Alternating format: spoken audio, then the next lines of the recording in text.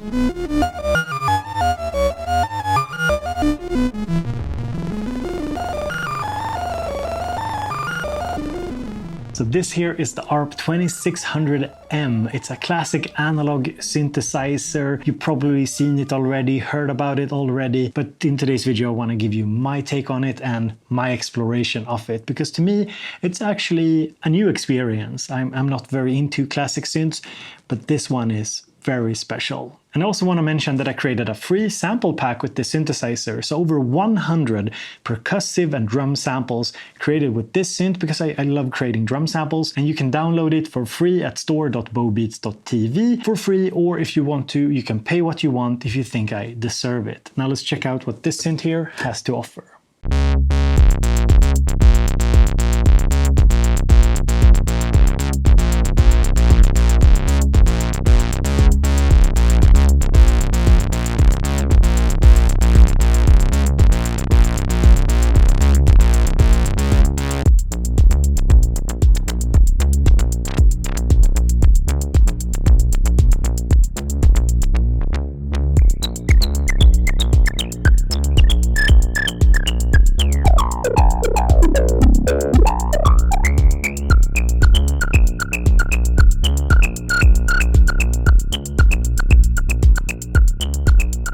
Having unboxed my fair share of synthesizers, I can tell you that this unboxing experience was next level.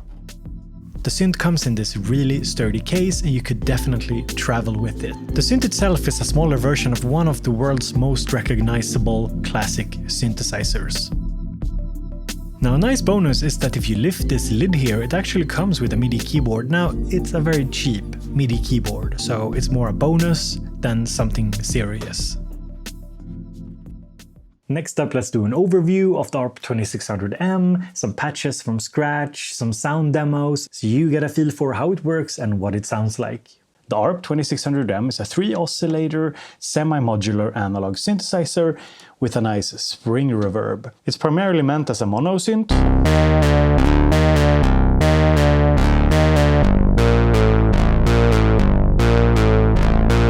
So playing one note at a time, but you can also play it duophonically, meaning playing 2 notes at one time.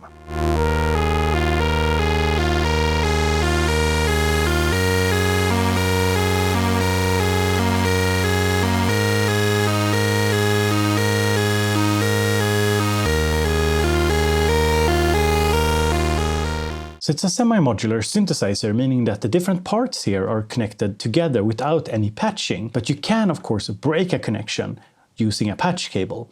For example, the output of oscillator number 1 can be found here as an input to the filter, but if you connect something else here, you'll break that normalization. A neat thing is that all 3 oscillators are slightly different. So oscillator number 1 here has a square output as well as a sawtooth output. And there's a normalization here, so VCO1 outputs the square wave into the filter if we just increase the level here. And if we want a sawtooth instead, just patch a cable.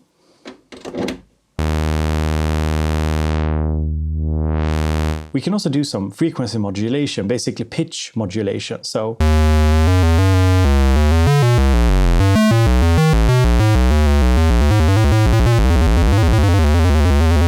here we can use the sample and hold to control the pitch of oscillator number 1. We could also use the ADSR, making a kick drum here, for example.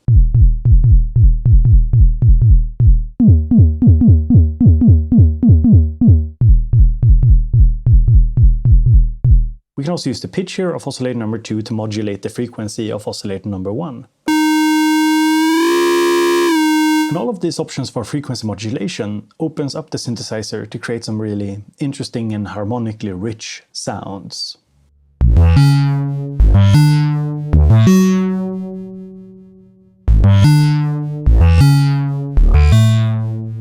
And also you can do some pretty interesting FM sounds.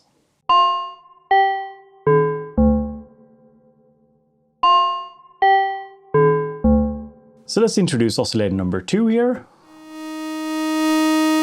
Without anything connected, it outputs a pulse wave, so it's this output here. And you can also do PWM, and this is actually the only oscillator where you have a PWM input here, so you can modulate the pulse width. So you have this fader here, or slider, that you can use to set the pulse width.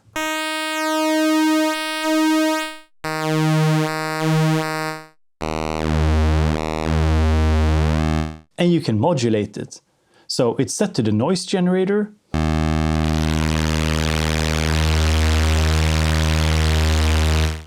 Which sounds, yeah, maybe not that great. So what we can do is that we can actually transform one of the other oscillators to an LFO. So we just switch off keyboard on here to keyboard off. And now the oscillator here doesn't run at RGO rates, it runs much slower, which makes it an LFO. And we can patch the square output here into this input.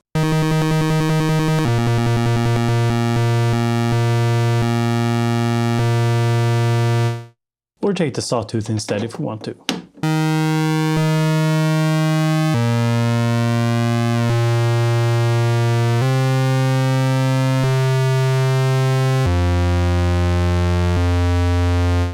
So each of the oscillators can either produce sound or be used as an LFO. The second oscillator has triangle, sawtooth, sine, and pulse width outputs, and it's the pulse width that is normaled to the filter input.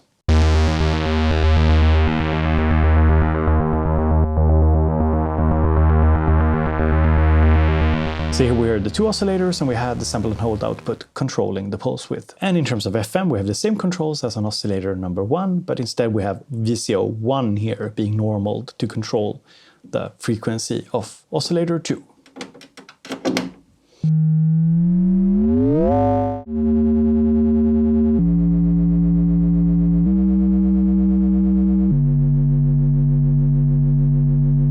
And oscillator number 3 here has sawtooth as well as a pulse wave, and you have pulse width control, but no way to modulate it like on oscillator number 2. And it's the same FM controls, but VCO number 2 is controlling the pitch here. So let's play all 3 of them.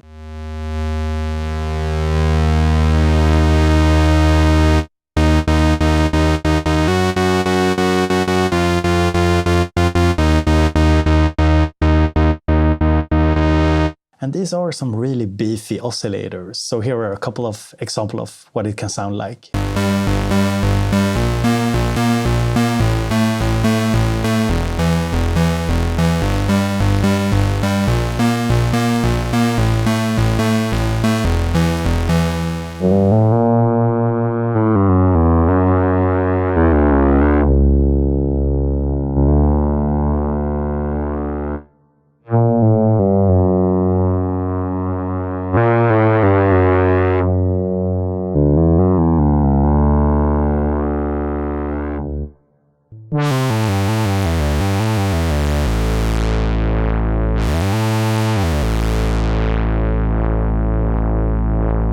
We talked about the oscillators, now let's talk about the filter section. And the audio from the oscillators here are fed into the filter, and you can of course feed something else instead, just plug something in, and you have basically these 5 channels of audio feeding into the filter. And the noise generator is also fed into the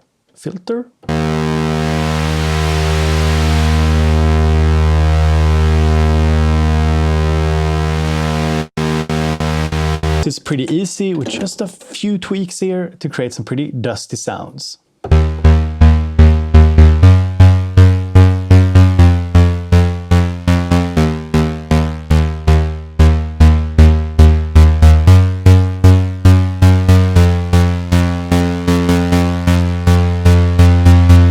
Two different filters that we can switch between here,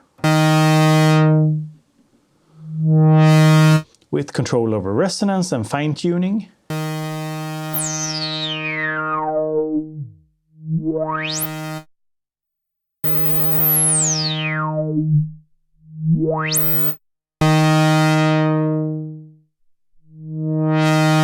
The ring modulator here is also normal to the filters, it feeds into here. We also have a control section for the filter, so we have keyboard CV, meaning that the filter responds depending on if you play low notes or high notes. And we also have ADSR, so it's this ADSR over here, that is normal to control the filter.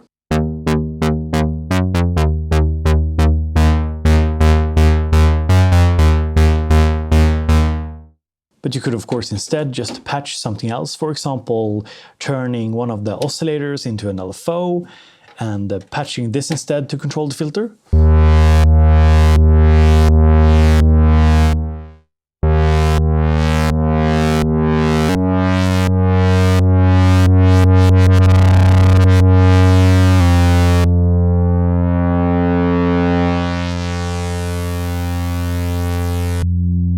We can also modulate the filter here using VCO2, or just input something else here to modulate the filter. I use the VCO2 normalization here a lot because it creates some interesting harmonic content.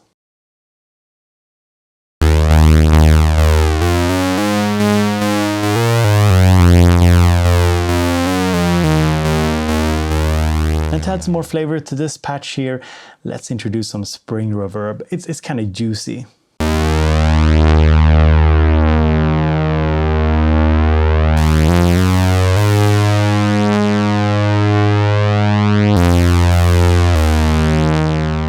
Some modulation here.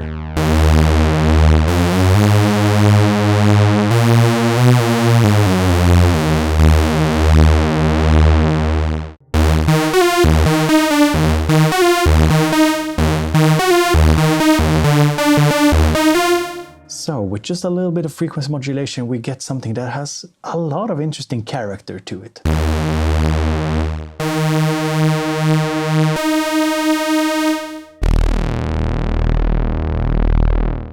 And the spring reverb is just the icing on the cake. Then we have the envelope generators.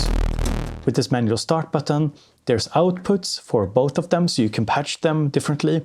So the ADSR is normal here, for example, on multiple places, but you can of course take it out and use it for something else. So at the moment we're controlling the amp here using the AR, so it's attack release envelope generator. You can also use the sample and hold here. You can of course just switch it around and use the ADSR here to control the amp.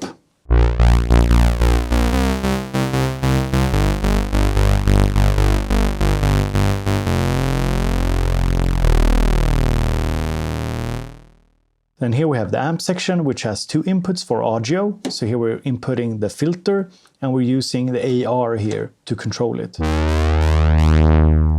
Or we could use the ADSR instead. Or just patch something else entirely. And then it goes into a mixer, so we have two audio inputs here. So it's normal to the VCF and VCA. So we have the VCA here up, so VCA goes into the mixer. Could do the filter instead. Directly. And then you can also pan stuff. And bring in the lovely spring reverb.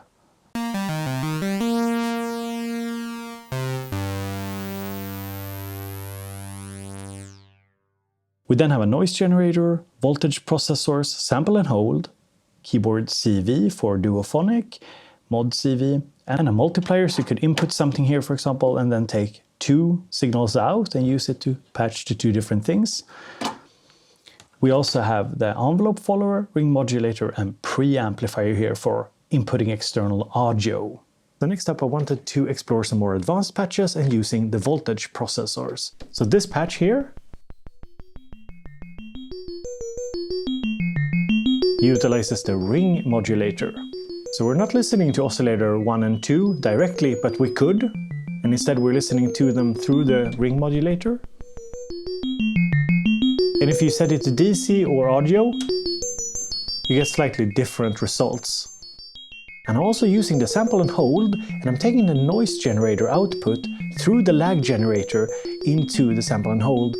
So listen here. You hear how crazy it gets, but we're taming it using the lag generator. And from here we could, for example, control the filter here using the sample and hold.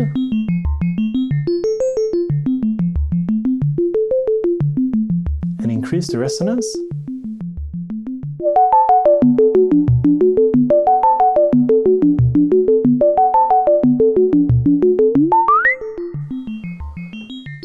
Or modulate the filter using VCO2.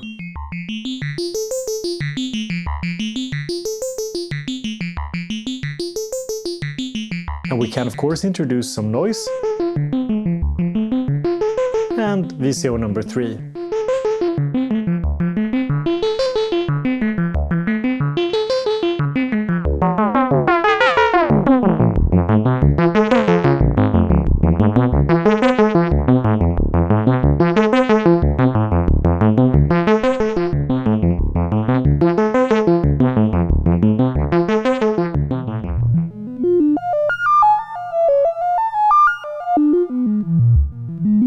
The second advanced patch that I want to show you here is one that I think is super beautiful. It's basically an auto panner, so you get this panning effect and it sounds like this.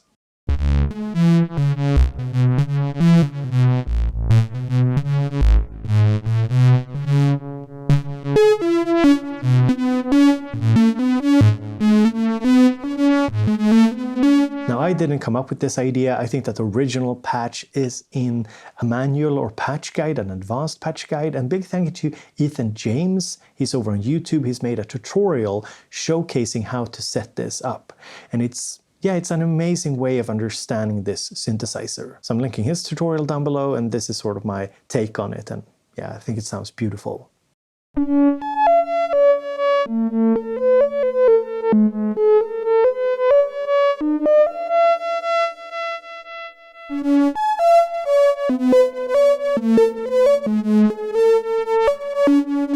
So to briefly explain what's going on here, we're using the switcher here.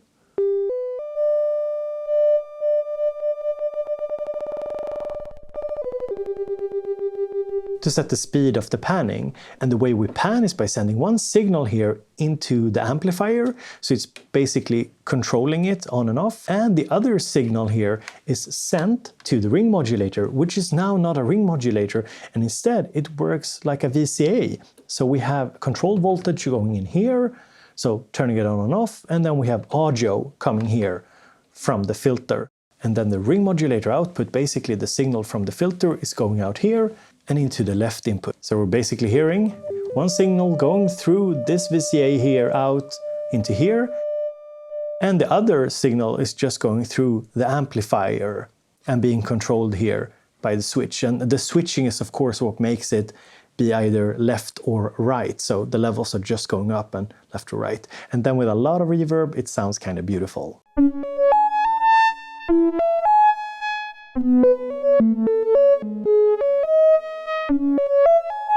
The next thing I wanted to try with the 2600M is to replace a bass line from a song that I'm working on, because I felt like the bass line that I had was too weak, didn't have that character or oomph that I was looking for. So I hooked up the 2600M to my Machina Plus and I tried to replace it, and this is the result. So I started off by making this bass patch. Over on Machina, the original bass sounded like this.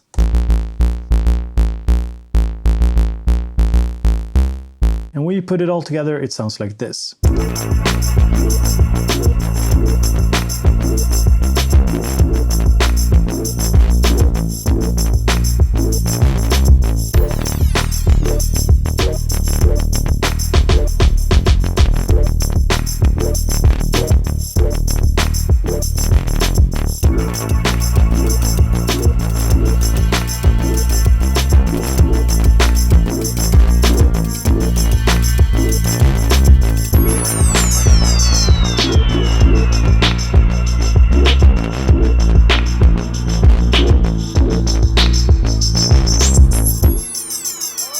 just as a first little test, I think that the 2600 passed with flying colors. I think the bass sounds a lot better now. And to end things off today, here are some more simple sound demos with the ARP2600M.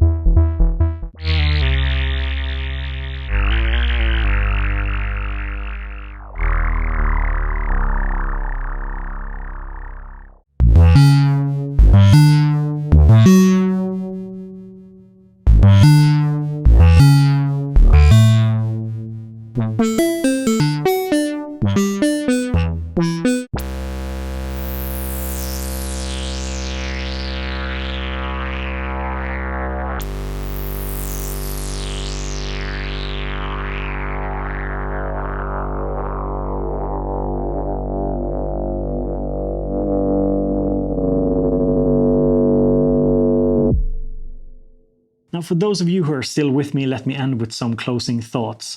I didn't title this video review, and that was intentional. I can't really review this fairly. I have very little experience with the Classic, and that is of course one of the big questions. How does it stack up? And I don't quite know. I think it sounds great, I think it's a lot of fun to patch, but I approach it more as somebody who's never used a Classic like this before. It's one of those reproductions of classic synths that makes a lot of sense in 2021, because you can integrate it well with URAC and other semi-modular synths. And it's also a lot of fun. It doesn't feel old, doesn't feel boring, feels very intriguing and interesting. Now, it has to be said that of course the price is a huge barrier to entry for most people. This is not a synth for everybody. That's also a reason I wanted to create my free sample pack, so I could give something back to you all. So the price is what it is. And if I'm to say something critical about this, it's not so much the synth itself, it's that it comes with this MIDI keyboard here. Now, nothing wrong with getting a MIDI keyboard. I mean, that's great. It was fun just opening the box and seeing a MIDI keyboard, but the quality of this MIDI keyboard is pretty bad. It's a slim key MIDI keyboard. It doesn't feel nice. It's just very low quality compared to this very premium product. So I think that considering the price, they should have put a much better MIDI keyboard with this unit. It cheapens the whole package when you have such a cheap MIDI keyboard with such a high-end synthesizer. So those were just some thoughts. Overall, had a lot of fun with this. It's one of those classic synths that I think is still very, very relevant, very interesting in 2021. So thank you so much for watching, and also be sure to check out the sample pack. Have a great day.